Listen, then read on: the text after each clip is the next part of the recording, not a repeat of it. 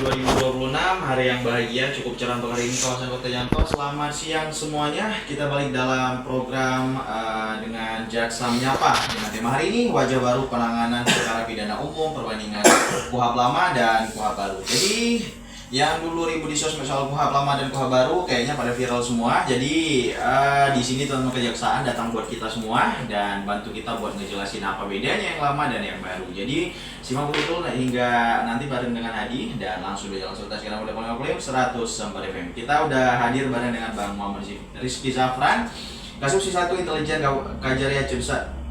Kejaksaan Negeri Kabupaten Aceh Besar dan Bang Rifai Effendi SFA sebagai Kasibidum di Kajari Aceh Besar.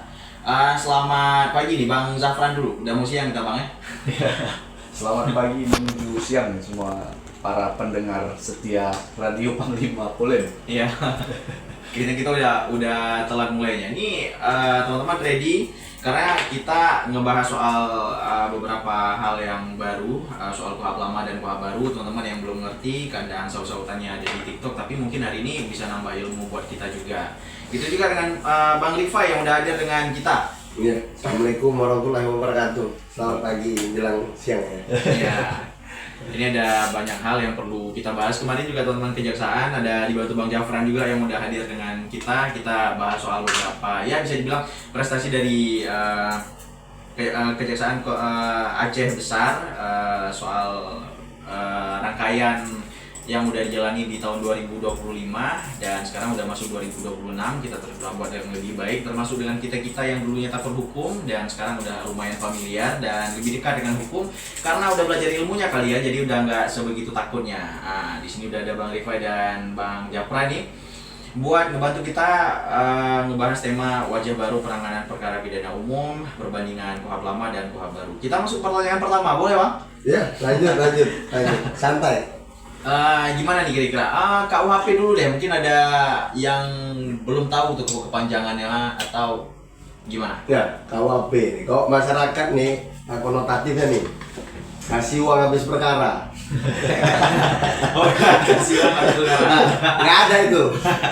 Jadi itu kitab undang-undang hukum pidana.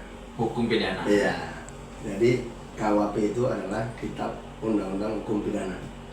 Nah, apa yang diatur dalam KUHP? Itu adalah aturan material dari suatu perbuatan pidana. Ya, jadi hukum pidana ini mengatur hubungan hukum antara orang perorangan dengan negara.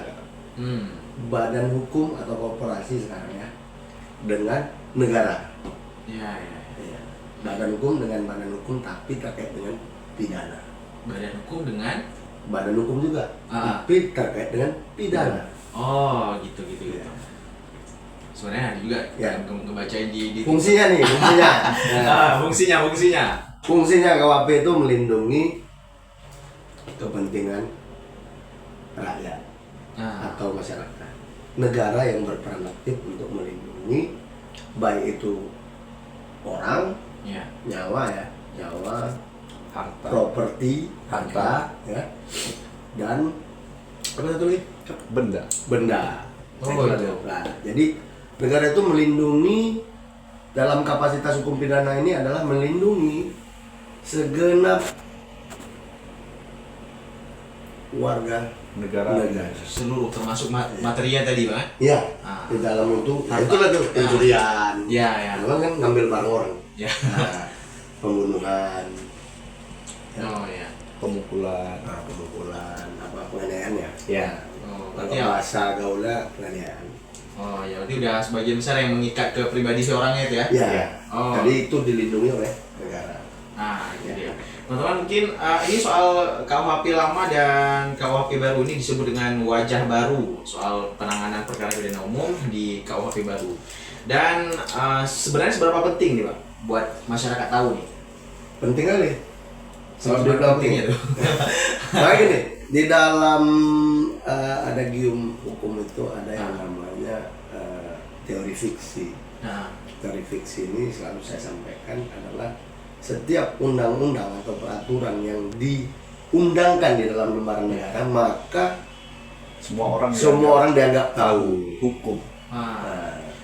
Dan warga negara ini kan punya hak dan kewajiban. Ya itu dia. Bukan, tapi kadang-kadang cuma nuntut haknya doang nih kadang-kadang. Kewajibannya ada yang lupa juga. Nah, itu dia. Itu problemnya kan. Nah gini, ya kalau kita nggak tahu, kemungkinan besar kita buat itu untuk perbuatan yang dilarang. Tapi kalau kita tahu, sesudah kita tahu, pasti kita menghindari untuk melakukan hal yang dilarang. Tagline yang biasa kita pakai, kenali hukum jauhi hukum. Cuman kadang-kadang memang realitanya nih Bang, kadang-kadang orang belum peduli soal hukum kecuali dianya yang udah kena tuh. Ya, namanya ini learning by doing. Kejadian dulu ya tuh ya. Baru ya. Karena itu paling sering tuh kalau di masyarakat desa, mungkin apalagi teman-teman yang tinggalnya komplek, yang kadang-kadang realita hidupnya dia udah masing-masing yang dia sama keluarganya sendiri, terus teman lain yang rumah lain ya juga begitu. Tapi kalau udah berurusan sama hukumnya, di situ baru belajarnya tuh. Benar. Padahal bisa kalau belajarnya lebih cepat, mungkin nggak bakal begitu ya. Iya. Jadi dengan keberlakuan KUHP baru ini ya, Undang-Undang Nomor 1 Tahun 2023 ya. Di dalam undang-undang itu kan dinyatakan itu berlaku nanti nih. Kan gitu. Waktu belum berlaku nih. Di Januari. Ya, 2 Januari 2026. Jadi tahun ini nggak berlaku. Makanya APH kalau kabut. Transisi. Masa transisi. Kan kita meninggalkan pola KUHP lama itu kan udah lebih 100 tahun ya. Itu kan dipergunakan dulu kan karena azas konkordansi. Jadi hukum yang berlaku di negara penjajah akan diberlakukan terhadap negara yang dijajah. Kita tuh itulah bilang hukum KUHP itu hukum Belanda. Belandanya udah nggak pakai lagi nih. Kita masih protes nih KUHP. Balikannya udah tapi masih ya. Tapi sekarang udah berubah ya. Kalau saya lihat ya, nih kita bahas KUHP sedikit nih. KUHP itu dikasih spare waktu nih. Dari pembahasan itu kan Undang-Undang Nomor 1 Tahun 2023. Tahun 2023 itu kan KUHP itu sudah disahkan, tapi pemberlakuannya itu di 2 Januari 2026. 3 tahun loh. Itu belum ada ya saya lihat ya sejauh ini kok saya ini ya dari kacamata saya pribadi nih ya, bukan selalunya. Belum ada saya lihat undang-undang yang diberlakukan itu diberi spare waktu 3 tahun. Terlalu lama ya? Ya terlalu 3 tahun? Terlalu lama, tapi itu tujuannya bagus.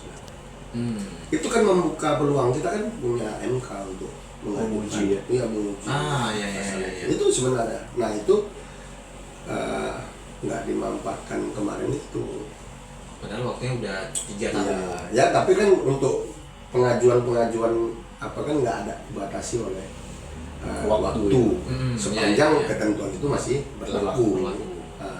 Jadi panjang itu spare waktu. Itu proses masyarakat kalau belajar juga tuh harusnya waktu yang tapi jangan takut nih, kita masih ada kanun di Aceh.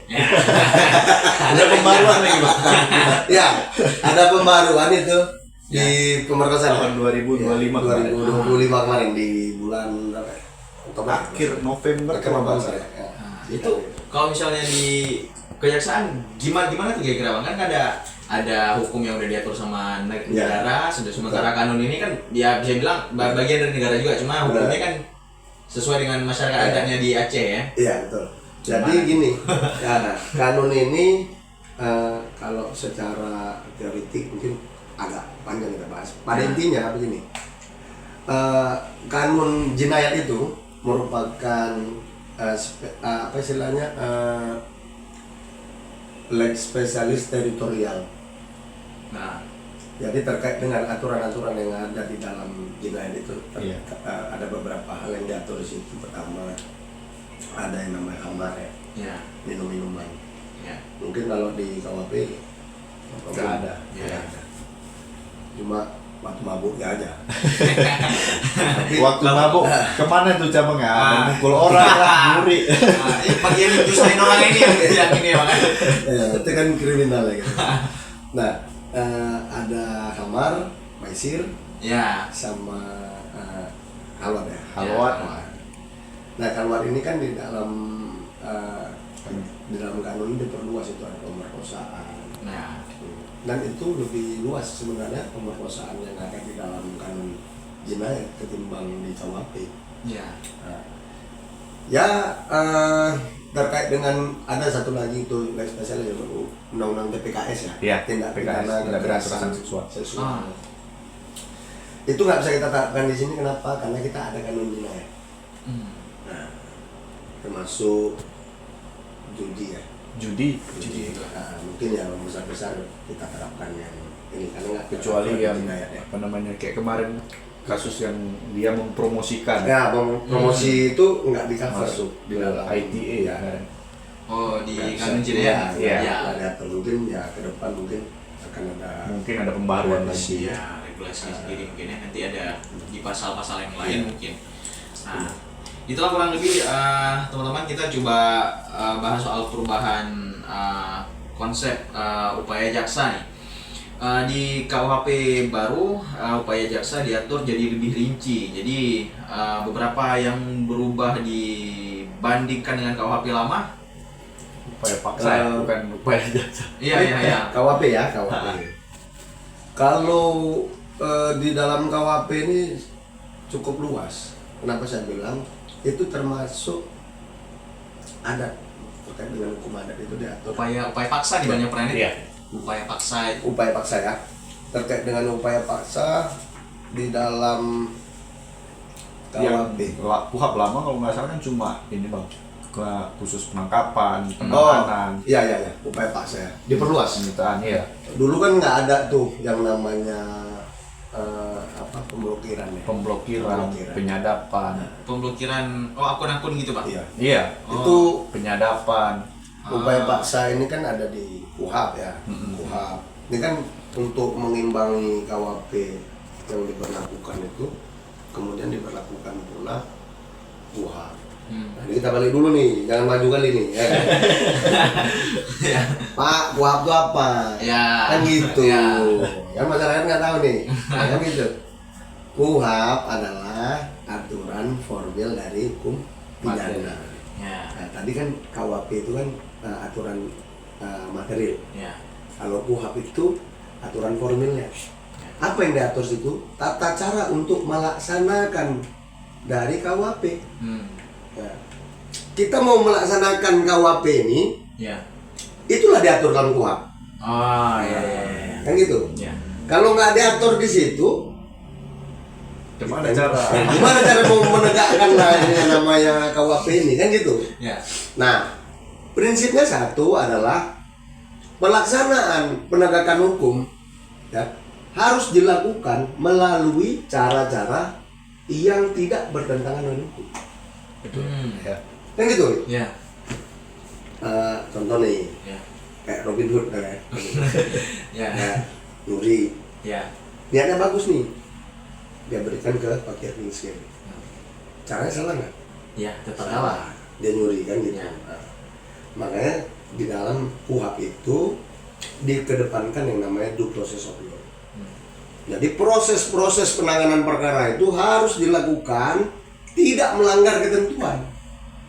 Prosesnya nggak melanggar ketentuan. Ya, sekarang gini nih, contoh, Ya. ya kan? Penyidik Ya. itu ada Lebih luas kalau lebih luas sih sekarang. Ada Pak Polisi nih, Polri, PPNS, Kejaksaan, kita termasuk dalam kategori penyidik tertentu. Iya. KPK, Ya. nah terus penyidik TNI AL, Bea cukai juga. Bea Cukai juga, PPNS tuh maksudnya. Jadi gitu. Nah, kita penyidik itu, kita secara personal boleh nggak nangkap orang? Nggak boleh dong. Jadi enggak. Enggak. Oh gitu. Orang. Oh, orang. Baik polisi, jaksa, ya, Ya. yang terutama di depan lah ini. Bisa nggak nangkap orang? Bisa nggak tahan orang? Nggak bisa toh, nggak boleh, kan merampas kemerdekaan tuh. Iya. Nah, diatur lah di dalam KUHP ini tata caranya. Iya. Nah, batasan waktunya, Nah. kenapa orang boleh ditangkap, kan gitu, syarat-syarat untuk melakukan penangkapan gitu, masa jangka waktunya. Nah, terus kemudian harus dilengkapi dengan surat perintah. Kalau kita nggak dilengkapi surat perintah, berarti itu pidana. Iya. Kan gitu. Melanggar HAM. Ya, Itu harus punya syarat-syarat tadi dulu, iya. harus selesai dulu. Selesai dulu. Step-stepnya. Nah, makanya tuh KUHP ini dilaksanakan dengan KUHP beriringannya. Ya, ya. Nah, perkembangannya sangat ini. Jadi sekarang udah soal upaya paksanya udah diatur Banyak luas. Terlalu Luas. banyak ya kalau Nah, bahasa ini menjadi untuk melindungi kepentingan masyarakat ya. Ya. Kan kadang ini laporan nggak diproses itu udah masuk ke dalam ranah peradilan. Laporan yang nggak diproses. Iya. Misalnya nih kita lapor tuh udah 1 bulan, 2 bulan, 3 bulan nggak jalan-jalan. Kan biasa kalau kita kan minta SPHP tuh biasa penyidik, minta perkembangan lah. Ya. Kan nanya informasi perkembangan. Nah, sama kayak kita di jaksa juga gitu. Karena kita selaku penyidik ya di Tipikor. Di Tipikor. Ya. Itu menjadi ranahnya pra peradilan. Namanya ambulule. Apa tuh? Penundaan penanganan perkara tanpa sebab yang jelas. Nah, kita boleh gugat tuh ke pengadilan untuk mengajukan yang namanya pra peradilan. Dulu kan nggak ada diatur. Lapor aja lah kamu situ kan. Diproses nggak diproses urusan kami lah. Ya sekarang hari ini masyarakat bisa apa? Yang berkepentingan ya terutama Ya. itu melaporkan membuat namanya pra peradilan. Itu menjadi bagian dari upaya paksa itu sebenarnya. Nah, itu. Soal ini Bang, terakhir sebelum kita break dulu sebentar, soal perbedaan yang paling signifikan terkait pra peradilan di KUHP yang baru mungkin. Yang di KUHP baru ya, itu gini, setiap upaya paksa itu adalah tindakan yang dilakukan itu pasti bertentangan dia dengan haknya seseorang. Ya. Ya, ada beberapa ketentuan yang perlu persetujuan dari pengadilan.